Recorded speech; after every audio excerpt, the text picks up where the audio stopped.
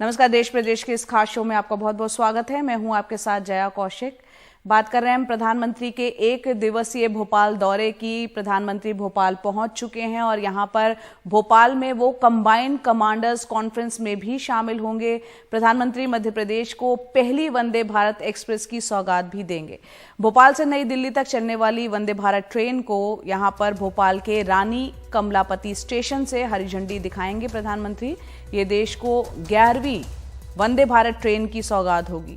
इस नई ट्रेन से भोपाल और दिल्ली के बीच की जो दूरी है वो करीब 90 मिनट यानी 1.5 घंटे के आसपास वो कम हो जाएगी। फिर दोपहर करीब 3:30 बजे भोपाल में प्रधानमंत्री एक सभा को संबोधित भी करेंगे। इस साल के आखिर में आपको बता दें मध्य प्रदेश में विधानसभा का चुनाव है, इस लिहाज से प्रधानमंत्री का यह दौरा काफी अहम है।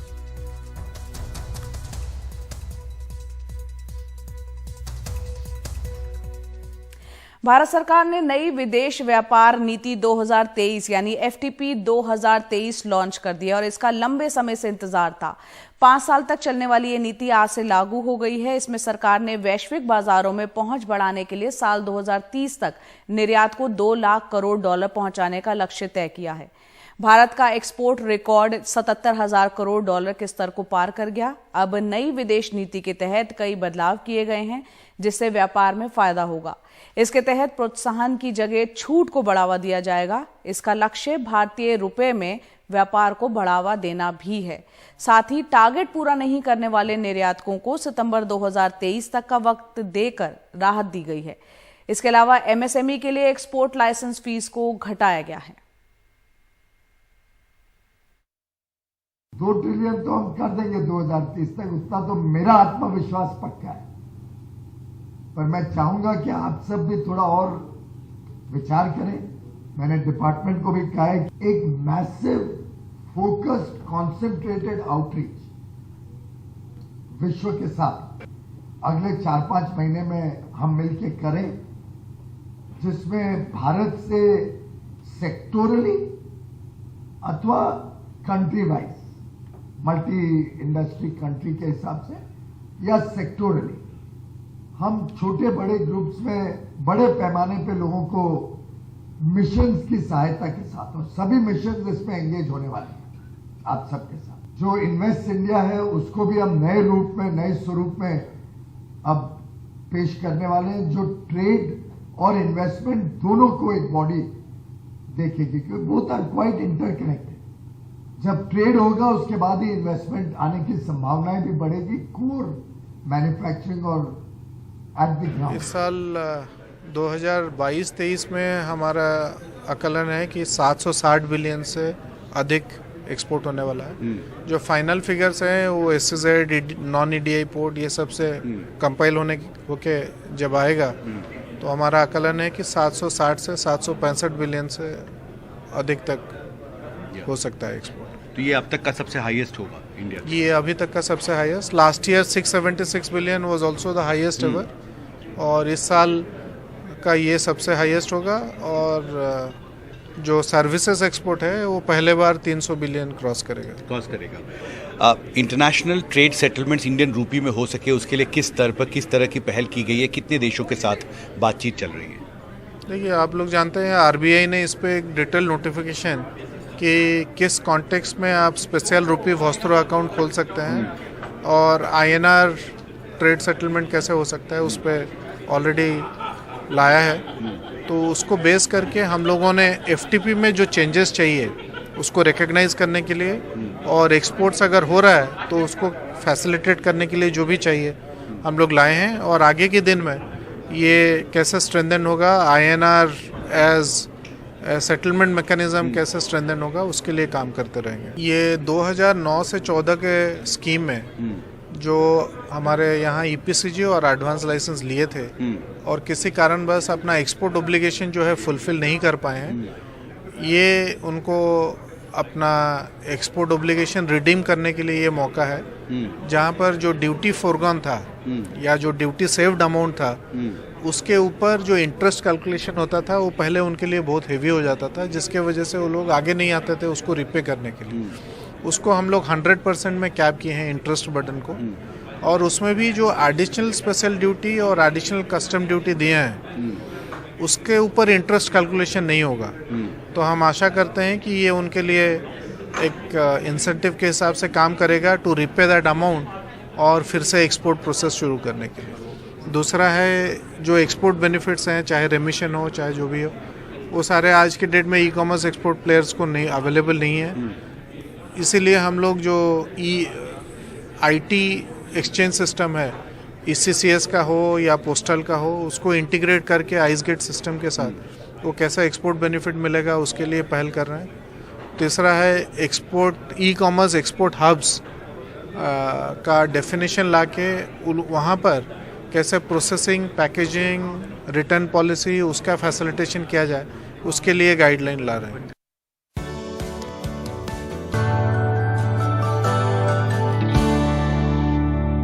रामनवमी को लेकर बिहार के सासाराम और नालंदा जिले के बिहार शरीफ में हिंसा हुई और नालंदा के बिहार शरीफ में रामनवमी जुलूस के दौरान पथराव हुआ, आगजनी हुई, जिसके बाद यहां पर माहौल काफी तनावपूर्ण हो गया।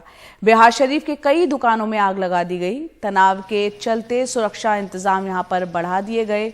बिहार शरीफ में हुई हिंसा के दौरान कुल 8 लोग घायल हुए, जिनमें से 3 को गोली लगी थी। इनमें से एक को इलाज के लिए पटना मेडिकल कॉलेज अस्पताल भेजा गया, जबकि 2 लोगों को इलाज जो है पावापुरी और बिहार शरीफ में हो रहा है। हिंसा के आरोप में 20 से ज्यादा लोगों को गिरफ्तार भी किया गया है। पुलिस आरोपियों की पहचान में जुटी हुई है। एहतियातन इस पूरे इलाके में धारा 144 लगा दी गई है।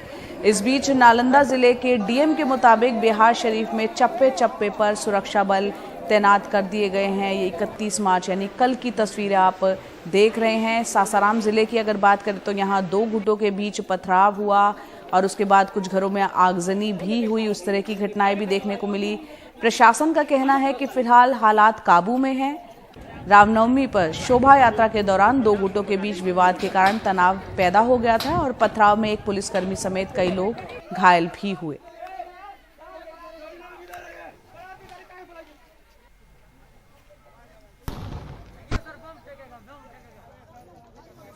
अभी स्थिति शांतिपूर्ण है। सभी लोग अपने अपने घरों में चले गए हैं और जो कुछ जगह गाड़ियों में आग लगाई गई थी तो सब आग वगैरह बुझा दी गई है। शहर की सफाई का काम चल रहा है और बिजली व्यवस्था भी रिस्टोर कर दी गई है और अभी ऐसी कोई तनाव की खबर नहीं है पूरे शहर में। ये कहाँ से आखिर कैसे हो पाया? लोग कहाँ से इसके झांसे में आ गए कि इस तरह का उग्र रूप धारण कर लिया? देखिए, इसको हम लोग आइडेंटिफाई कर रहे हैं। कुछ लोगों ने बदमाशी की है और पत्थरबाजी हुई है। उसको डिटेल में CCTV फुटेज और ड्रोन कैमरा और वीडियोग्राफी से दिखवाया जा रहा है और चूँकि पूरे शहर में CCTV लगा है तो सारे लोगों की पहचान की जा रही है और उन पर कड़ी कार्रवाई भी की जाएगी।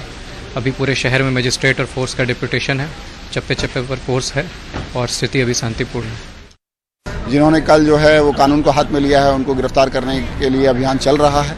20 से अधिक लोगों को अभी तक गिरफ्तार किया जा चुका है और हम लोग ये अभियान लगातार जारी रखेंगे। जो असामाजिक तत्व थे जिन्हें चिन्हित किया गया है CCTV के माध्यम से और गवाहों के माध्यम से, उनके खिलाफ सख्त कार्रवाई की जाएगी। अस्पताल प्रशासन के हिसाब से 8 लोगों को बताया गया था घायल हैं, उसमें 3 लोगों को बुलेट इंजरी की बात कही गई थी, लेकिन वो अभी इलाजरत हैं, अभी तक वो सेफ हैं। किसी की मृत्यु की पुष्टि नहीं है, सभी लोग अभी तक सेफ हैं। इंदौर के बेलेश्वर महादेव झूलेलाल मंदिर में रामनवमी पर बावड़ी की छत धंसने से 36 लोगों की इसमें जान चली गई। 24 घंटे से ज्यादा राहत और बचाव का काम यहां पर चलाया गया और पुलिस ने मंदिर ट्रस्ट के लोगों के खिलाफ FIR दर्ज कर ली है, लेकिन किसी को अभी तक गिरफ्तार नहीं किया गया है। NDTV के हाथ कुछ दस्तावेज भी लगे हैं जो कि साफ बताते हैं कि कैसे मंदिर ट्रस्ट ने प्रशासन के नोटिस और खत की अनदेखी की बावजूद इसके उन पर कोई कार्रवाई अब तक नहीं हुई है। देखते हैं रिपोर्ट।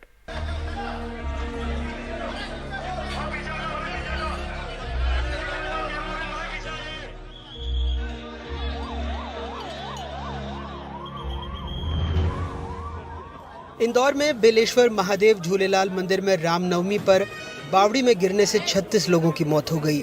24 घंटे तक रेस्क्यू ऑपरेशन चला। रात 11 बजे मोर्चा सेना ने संभाला।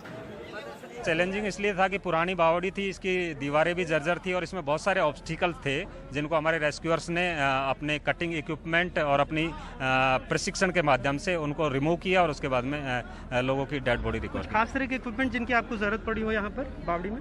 बावड़ी में सर हमारी ट्रेनिंग के अनुसार बहुत सारे हमारे पास इक्विपमेंट्स होते हैं, उसमें कटिंग इक्विपमेंट्स हैं या फिर चिपिंग हैमर के माध्यम से हम सीजिंग करते हैं, और जो बड़े ब्लॉक्स होते हैं उनके टुकड़े करके जैसे हमने बाहर निकाले।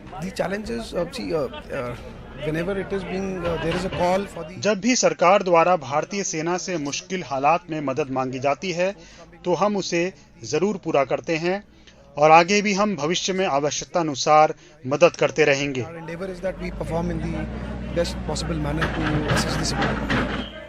शुक्रवार को एक साथ कई अर्थियां उठी, कई घरों में 2-2 लाशें। चेहरे सवाल पूछ रहे थे, ये हादसा था या जानलेवा लापरवाही। मंदिर प्रबंधन पर आरोप है बावड़ी को भरे बगैर 4 लोहे के गर्डर पर छड़, सीमेंट, रेत और ऊपर से फर्शियां डालने का।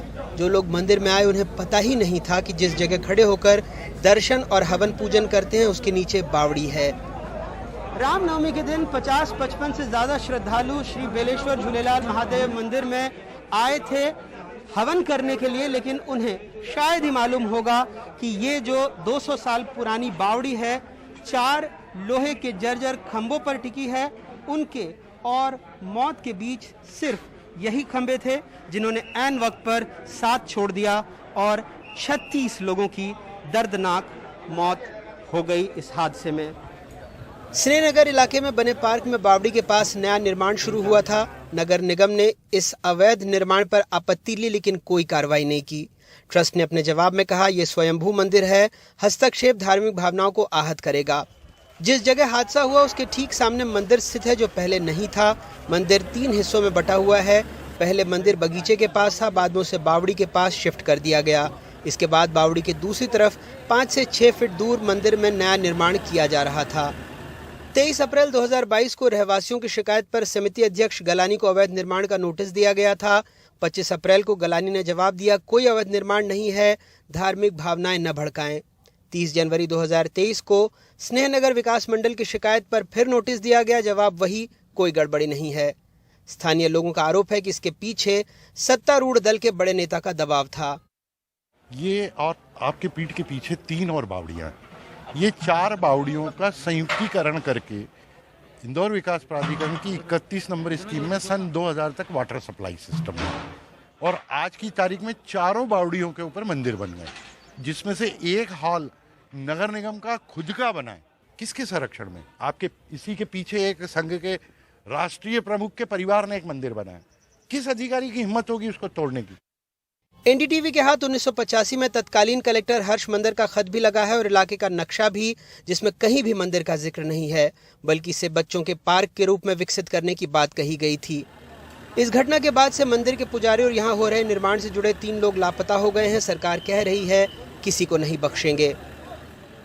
कल ही मैंने नगर निगम कमिश्नर को निर्देशित किया है, कमिश्नर साहब पूरे इंदौर की जितनी भी बावड़ियां हैं उनको चिन्हित करें, एक नीतिगत से पुनरावृत्ति इंदौर में ना हो और इसके लिए जितने भी हम उपाय सोच सकते हैं वो सब करें। जांच में जब आदेश दिए हैं सारे बिंदु आ जाएंगे, उनको सब पे हम कार्रवाई करें। पर उन परिजनों को आप आश्वस्त करेंगे कि किसी को बख्शा नहीं जाएगा, चाहे किसी को नहीं कोई राजनीतिक कनेक्शन कोई भी हो, किसी को कोई नहीं बख्शा जाएगा। सिर्फ दुखद घटना और क्या होगी। उधर शुक्रवार को मुख्यमंत्री घायलों को देखने अस्पताल पहुंचे, मंदिर भी आए। उन्होंने मलहम लगाने की कोशिश की लेकिन लोगों के गुस्से का उन्हें सामना करना पड़ा।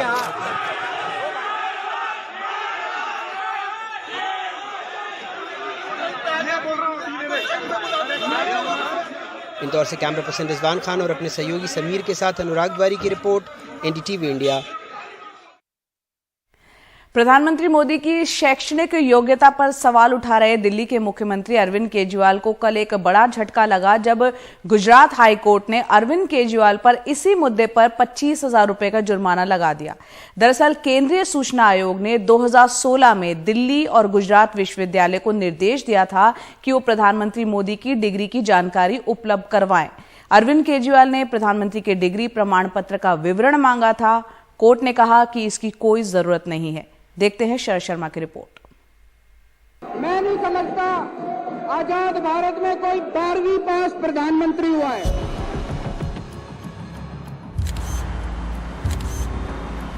गुरुवार को आम आदमी पार्टी ने प्रधानमंत्री नरेंद्र मोदी की शैक्षणिक योग्यता पर सवाल उठाते हुए ये पोस्टर लगवाए। अरविंद केजरीवाल तो लगातार आरोप लगा रहे हैं कि प्रधानमंत्री केवल 12वीं पास हैं।